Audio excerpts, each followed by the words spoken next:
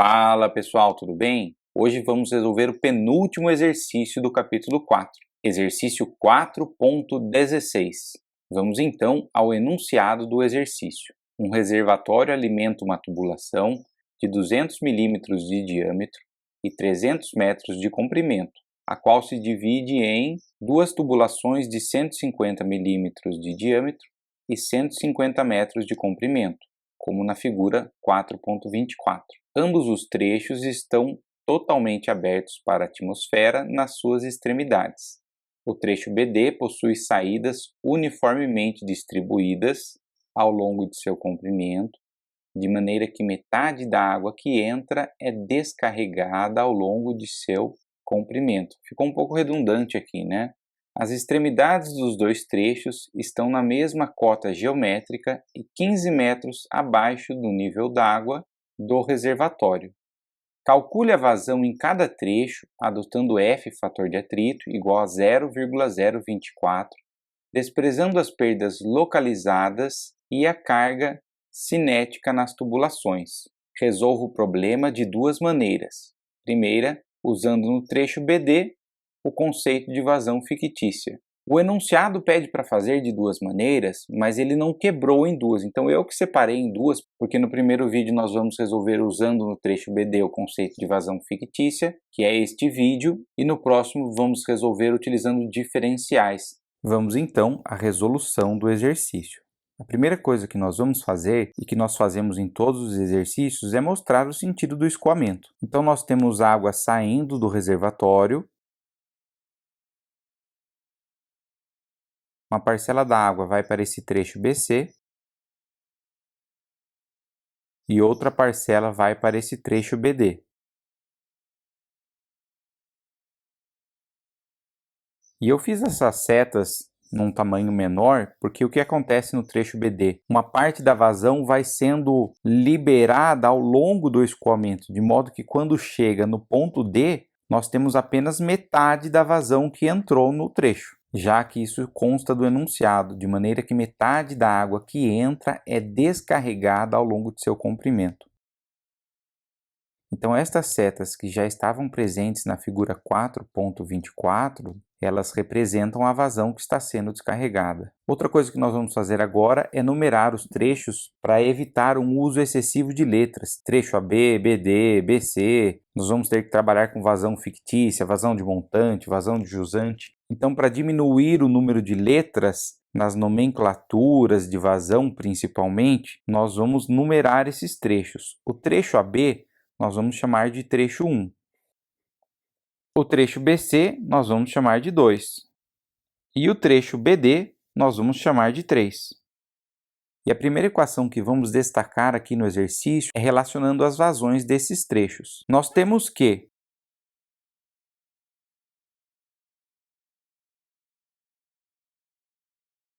a vazão do trecho 1 é igual à vazão do trecho 2 mais a vazão do trecho 3.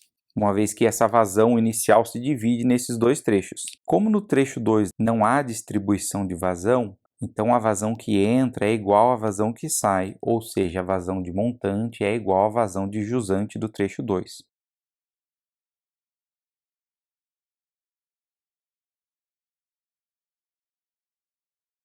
E no trecho 3, nós vamos ter que utilizar o conceito de vazão fictícia. E a vazão fictícia do trecho 3 é a média aritmética da vazão de montante com a vazão de jusante.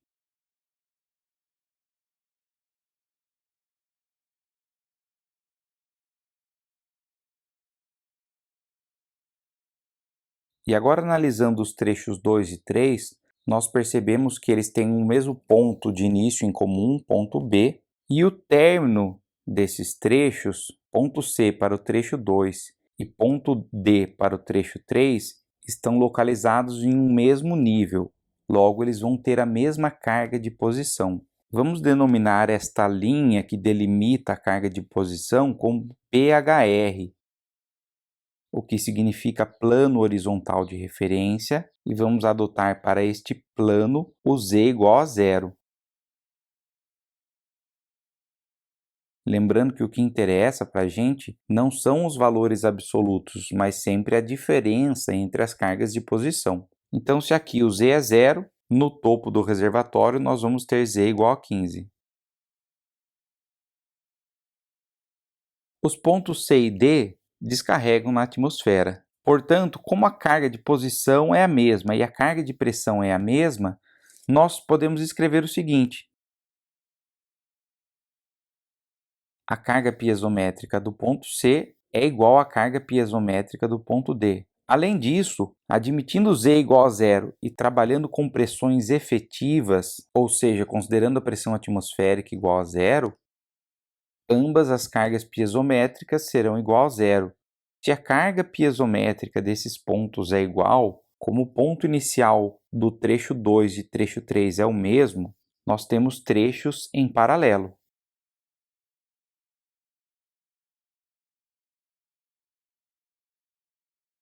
E se eles estão em paralelo, a perda de carga hidráulica entre esses trechos é a mesma. Logo, nós podemos escrever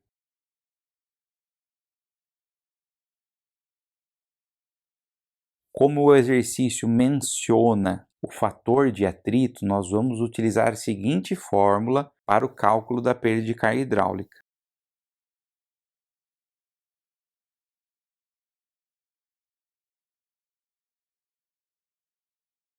Então, desenvolvendo essa equação para os trechos 2 e 3, nós temos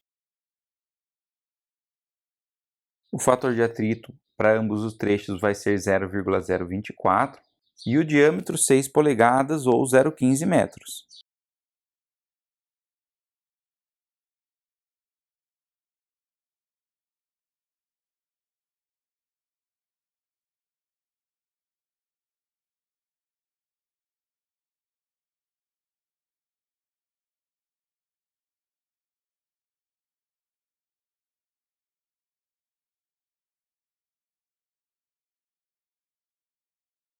E aí, cancelando os termos iguais, nós temos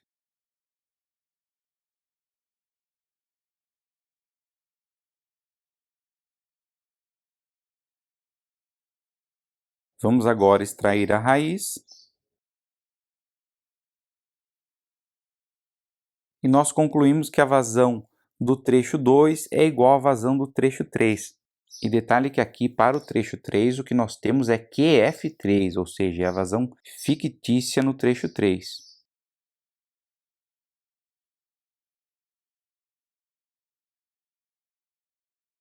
Vamos voltar rapidamente ao enunciado agora. Existe uma informação importante que vai nos auxiliar na resolução do exercício, que é essa daqui, ó. O trecho BD possui saídas uniformemente distribuídas ao longo de seu comprimento, de maneira que metade da água que entra é descarregada ao longo de seu comprimento. O que significa isso? Que a vazão de jusante no trecho 3 vai ser metade da vazão de montante.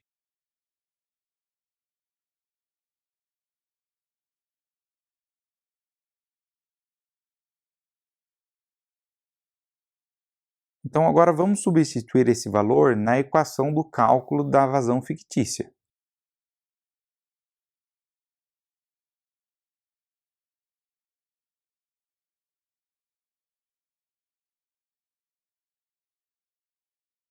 Vazão fictícia do trecho 3 é a vazão de montante mais a vazão de jusante dividido por 2. E no lugar da vazão de jusante, nós vamos colocar vazão de montante dividido por 2.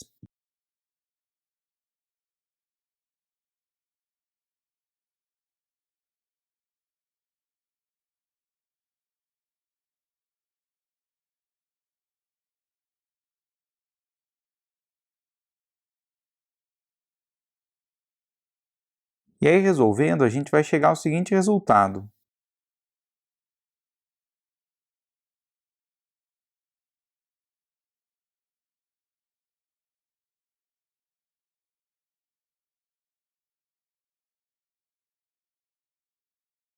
A vazão fictícia do trecho 3 é igual a 3/4 da vazão de montante do trecho 3. Então, aqui, a gente conseguiu escrever a vazão fictícia em função apenas da vazão de montante. Então nós temos aqui uma primeira equação, Q2 é igual a QF3.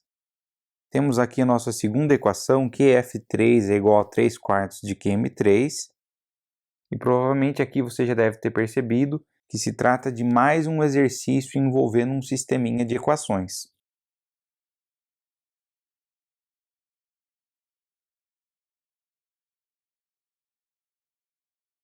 Então, no lugar de QF3, a gente simplesmente escreve Q2, que a gente chega ao seguinte resultado.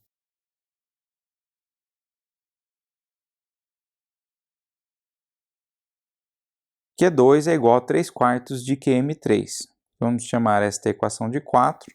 E nós sabemos que a vazão do trecho 1 é a somatória da vazão do trecho 2 com o trecho 3.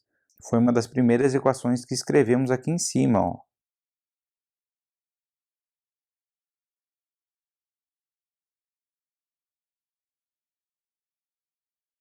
E aqui um pequeno detalhe, existe uma variação da vazão que entra com relação à vazão que sai no trecho 3. Esta vazão que aparece aqui é a vazão de montante. Logo, a gente vai reescrever a equação assim.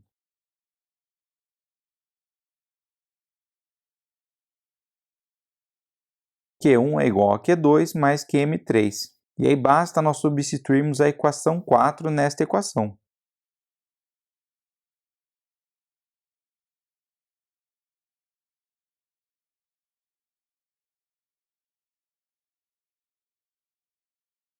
E aí chegamos ao seguinte resultado.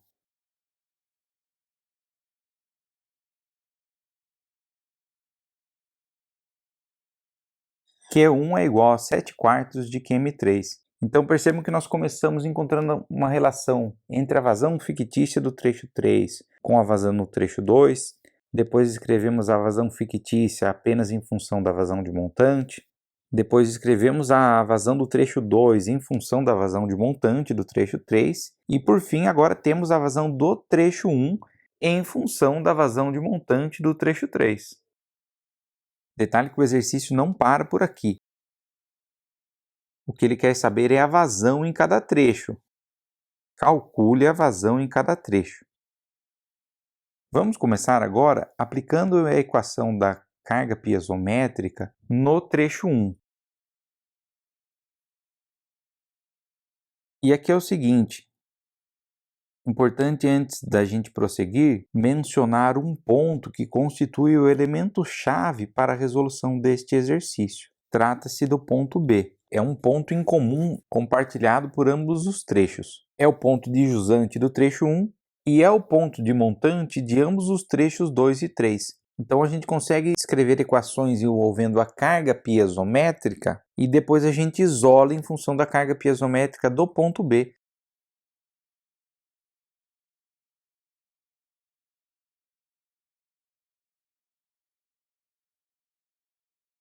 A carga piezométrica do ponto A é igual à carga piezométrica do ponto B mais a perda de carga hidráulica entre A e B.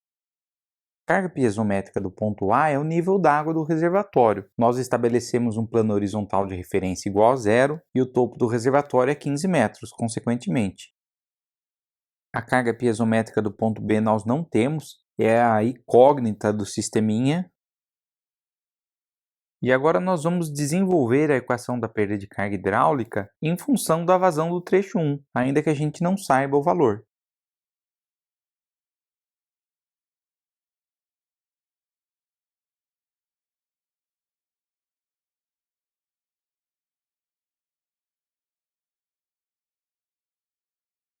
E aí desenvolvendo,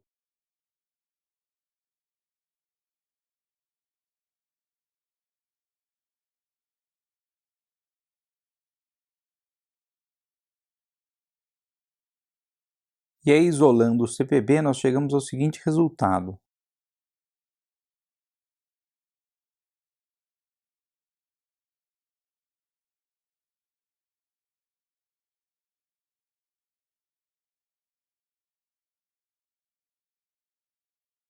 Vamos utilizar a equação da carga piezométrica para o trecho 2 agora.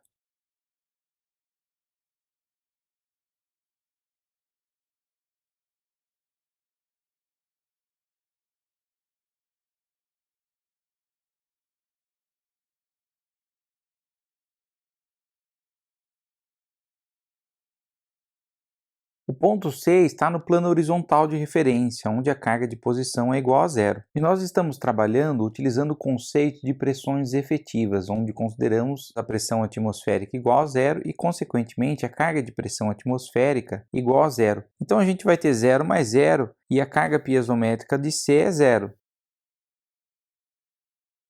Já havíamos visto isso no início do exercício, mas eu achei interessante retomar essa consideração aqui. Logo, a gente vai ter o seguinte: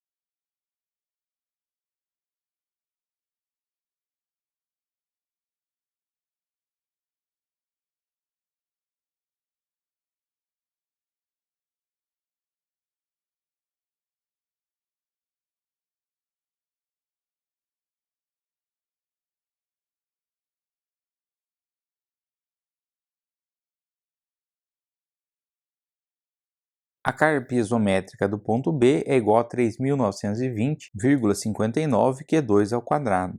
Vamos agora para o trecho 3.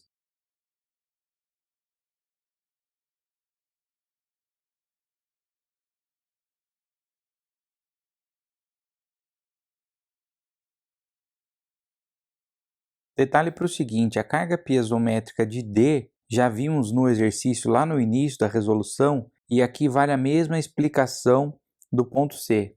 Estão no mesmo nível de referência, ambos abertos para a atmosfera, então a carga piezométrica é igual a zero.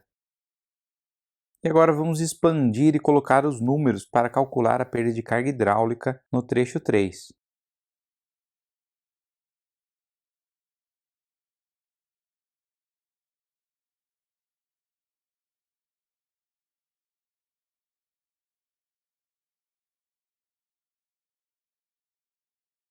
E se vocês observarem, os valores são iguais: 0,0827, mesmo fator de atrito, mesmo diâmetro, mesmo comprimento. Então o resultado vai dar o mesmo do trecho 2, 3.920,59. Então a gente chega à seguinte equação: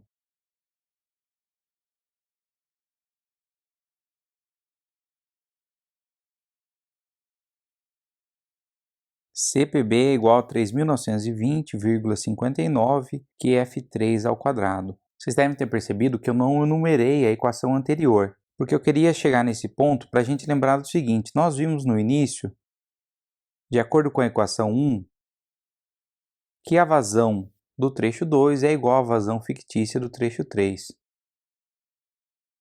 Então eu vou chamar esta equação aqui de 7 e esta equação eu vou chamar de 8.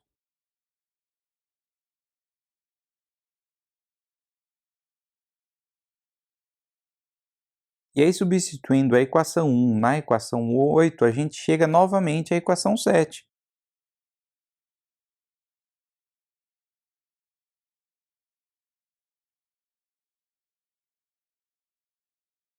E aí, resumindo, se chegamos aqui novamente à equação 7, apesar de nós termos três trechos, nós temos basicamente duas equações, a equação 6 e a equação 7. Em ambas as equações, do lado esquerdo, nós temos a carga piezométrica do ponto B. E antes da gente igualar a equação 6 com a equação 7, nós vamos fazer primeiro duas substituições. Nós vimos aqui, de acordo com a equação 5, que Q1 é igual a 7 quartos de Qm3. Então, eu vou substituir a equação 5 na equação 6.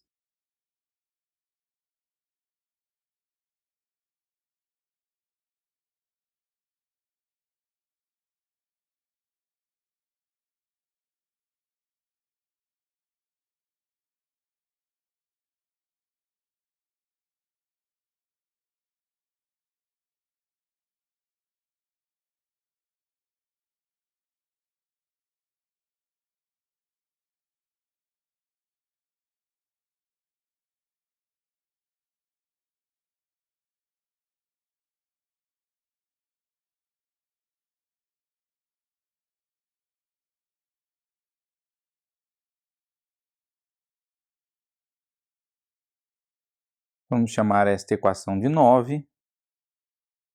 E agora nós vamos fazer mais uma substituição.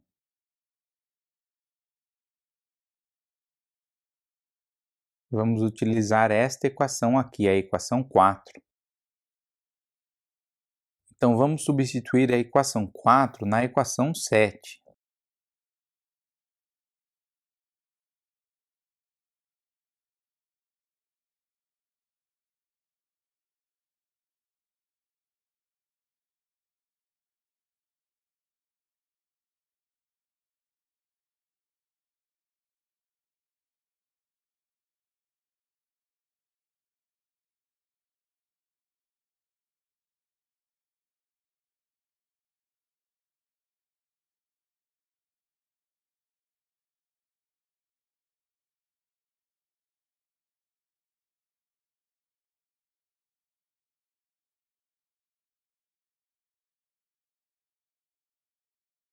CPB igual a 2.205,33 QM3 ao quadrado. Vamos chamar esta equação de 10. A equação 6 envolvia Q1 ao quadrado e a equação 7 Q2 ao quadrado.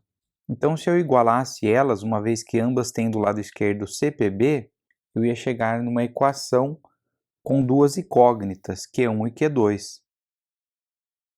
E eu sei que Q1 é Q2 mais Q3, mas ainda que eu fizesse a substituição, ficariam duas incógnitas de qualquer maneira. Então nós fizemos essa substituição primeiro. Agora nós podemos igualar porque ambas estão em função da vazão de montante no trecho 3.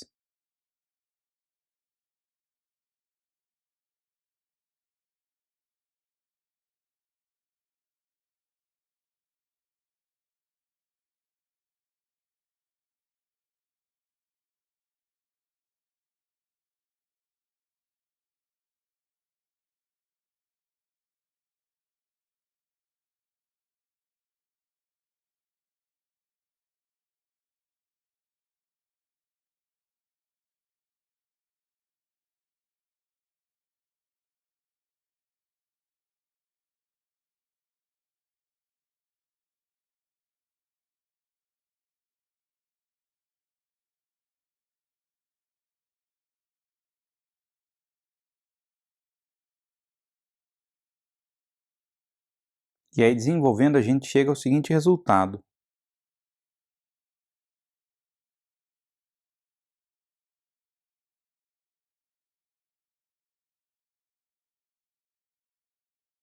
Efetuando a divisão e extraindo a raiz, chegamos ao resultado da vazão de montante do trecho 3.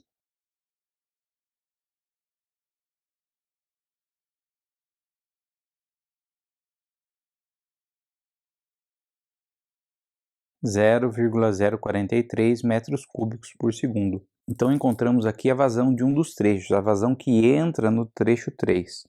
Como nós sabemos que a vazão do trecho 2 é 3/4 desta vazão, que é o que nós temos na equação 4, nós conseguimos encontrar a vazão do trecho 2.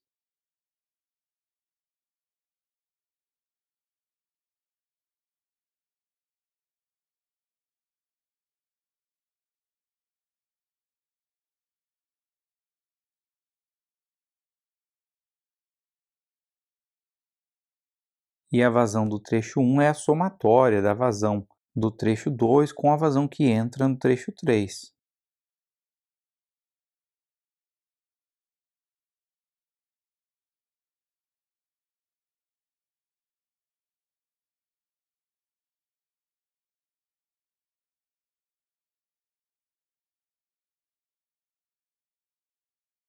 (0,076 metros cúbicos por segundo).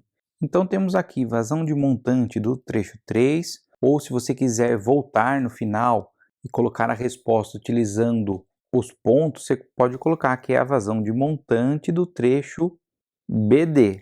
Trecho 2, vazão do trecho BC. E trecho 1, vazão do trecho AB. Então esse foi o exercício 4.16, resolvido da primeira maneira. Vou ficando por aqui. Um grande abraço do canal Hidráulico e até o próximo vídeo.